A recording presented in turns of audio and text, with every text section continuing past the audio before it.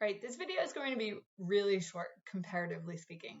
What I want to show in this video is how parametric modeling works. So if you've done the lesson on parametric modeling, that's 1.2.5 with sketches, extrusions, revolutions, fillets, chamfers, all that. And we made this looking thing. So I'm sitting in Fusion right now. And the same is true for Onshape, so I won't bother showing this in Onshape. Oh, maybe I could click over there and show it. We'll try to keep it fast though. Is the idea that you build this timeline. So every time you add something to your design, it pops up down here. So, and what's neat about this is like when you hover over it, my cursor's down in the lower left, it'll show you like sketch one, and then it shows you what sketch one was. Like sketch one was a rectangle. And, you know, if I turn this a little bit, you can see like sketch one was the sketch that was used to create the cylinder. When I hover over the revolve, then it actually highlights, oh, that's what was made in the revolve. Sketch two was the square. I don't know if we can see it. It's like on the plane, but we're not seeing the sketch. It's like highlighting the sketch plane. Extrude one was making the prism, and then we see the fillet and then the chamfer down at the bottom. And so if you're not sure, like, oh, what was sketch one, what was sketch two, you can hover across that.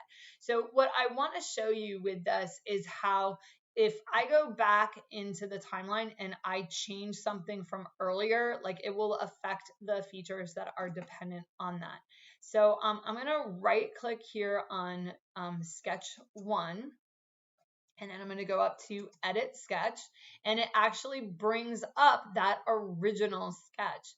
And what I am going to do is I am actually going to change this dimension, and I'm going to make this 40 millimeters instead. And then I'm going to finish sketch. Now what that's going to do is it's going to take this sketch, and when it revolves it, it's going to make the cylinder like a whole lot like shorter and fatter. Okay, and so that's how that works. And so now what happens can sometimes happen is if you go back and you make a change that is incompatible with a future feature that's on there. So that can happen sometimes with revolves. If you draw something and it'll revolve like into itself because you make a dimension change, you'll usually end up in Fusion with like a red box over here with an exclamation point that says, hey, you can't do that. And then you've got to figure out what the issue is. If I go over to Onshape, maybe. Okay, now I'm back in Onshape.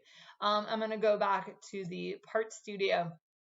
The same thing will work over here. I have that timeline that's being built up. There's like sketch one, and it does the same thing. Like the two programs really do work similarly, which is why if you know one, you can kind of adapt to another one fairly quickly.